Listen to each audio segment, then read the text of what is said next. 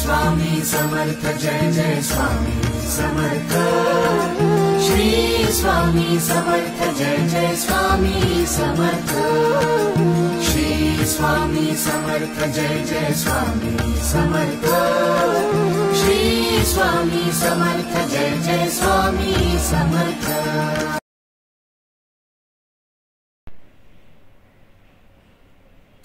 Video सुरू करण्याआधी मी तुम्हाला सांगू इच्छिते की या व्हिडिओचा पार्ट 1 तुळजापूर दर्शन तुम्ही नक्की बघा।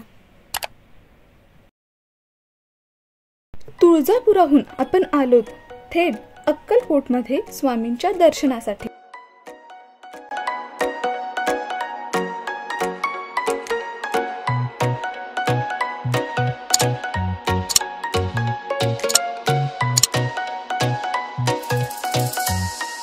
आतमध्ये प्रवेश केल्यानंतर ह्या मंदिराचे नवे रूप आपल्याला बघायला मिळते। हे स्वामींचे वटवृक्ष मंदिर आहे, त्यामुळे मंदिराची वटवृक्षाप्रमाणे असलेली ही थीम आपल्याला बघायला मिळते। ह्याच वटवृक्षाच्या खाली स्वामी आपल्या भक्तांच्या मनोकामना पूर्ण करण्यासाठी बसत होते।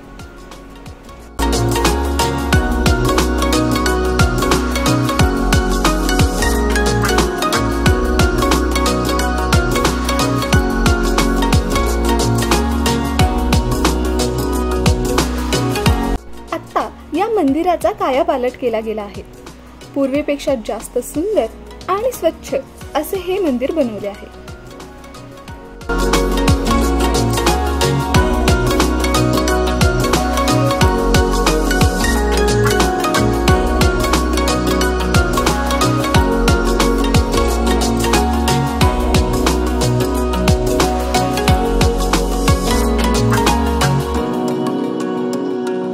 अगदी थोड्याच वेळात स्वामींचे दर्शन देखील झाले। दर्शन व्यवस्थित आणि बराच वेळ झाले।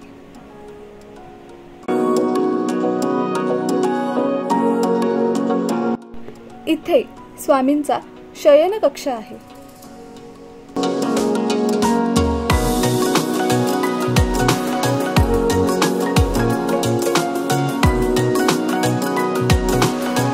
लांबून दिसणारी ही स्वामींची प्रतिमा केवळ प्रतिमा नाही, तर तब्बल 40,000 पंचमुखी रुद्राक्षांपासून साकारण्यात आलेली वैशिष्ट्यपूर्ण प्रतिमा आहे। प्रतिमेच्या शेजारी मंडप आहे। ह्या मंडपातून पाहिले असता समोरच आपल्याला स्वामींचे दर्शन मिळते। इथे बसून भाविक पोथी आणि सारामृताचे वाचन करतात, तर कोणी स्वामींचा जप आणि ध्यान करतात। अक्कलकोटमध्ये स्वामींचे मोठे अन्नछत्र आहे, जेथे दररोज लाखो भाविक महाप्रसादाचा लाभ घेतात। आता आपण निघालो आहोत स्वामींच्या मूळ समाधीकडे। होय, चोळप्पा महाराज हे स्वामींचे खूप मोठे भक्त होते। त्यांच्याच इच्छेखातर स्वामी या ठिकाणी आले। इतकंच नव्हे तर त्यांच्या इच्छेखातर स्वामींनी चोळप्पा महाराजांच्याच घरी आपली समाधी घेतली। हे ठिकाण वटवृक्ष मंदिरापासून जवळजवळ 1 किलोमीटरच्या अंतरावर आहे। आम्ही जेव्हा इथे पोहोचलो तेव्हा इथे आरती सुरू होती। संपूर्ण आरती झाल्यानंतर खूप छान आणि व्यवस्थित असे स्वामींचे दर्शन मिळाले। महाराजांनी तब्बल 21 वर्ष या घरामध्ये वास्तव्य केले। 21 वर्ष चोळप्पा महाराजांनी स्वामींची मनोभावे सेवा या घरात केली। त्यावर स्वामींनी चोळप्पा महाराजांना त्यांची इच्छा विचारली असता चोळप्पा महाराजांनी आपण याच घरी आपली समाधी घ्यावी अशी स्वामींना प्रार्थना केली। आपल्या भक्तांना अखंडपणे इथूनच आपल्या दर्शनाचा लाभ मिळावा अशी त्यांनी इच्छा व्यक्त केली आणि ही चोळप्पा महाराजांची प्रार्थना स्वामींनी पूर्ण केली। त्यामुळे हे ठिकाण खूप महत्त्वपूर्ण आहे। जेव्हा तुम्ही अक्कलकोटमध्ये स्वामींच्या दर्शनासाठी जाल तेव्हा या समाधीचे दर्शन घ्यायला विसरू नका। स्वामींच्या समाधीला 146 वर्ष पूर्ण झाली आहेत।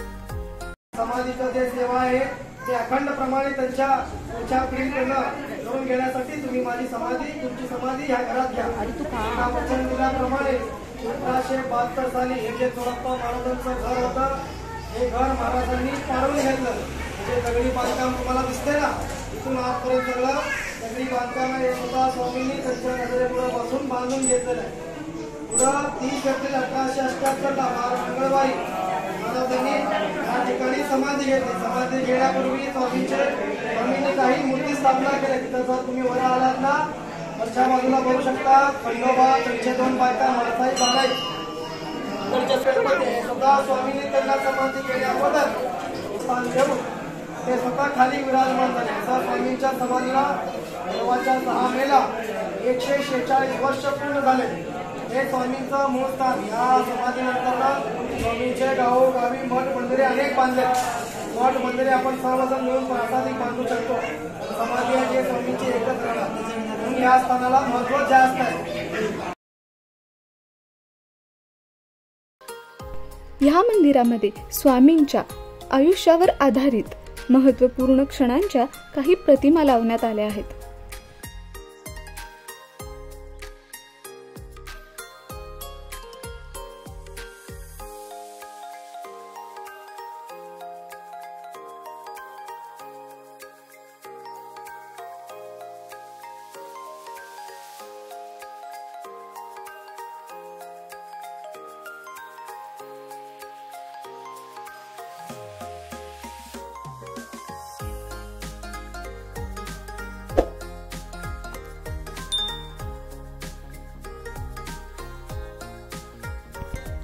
व्हिडिओ आवडल्यास लाईक करा, शेअर करा आणि चॅनलला सबस्क्राईब देखील करा.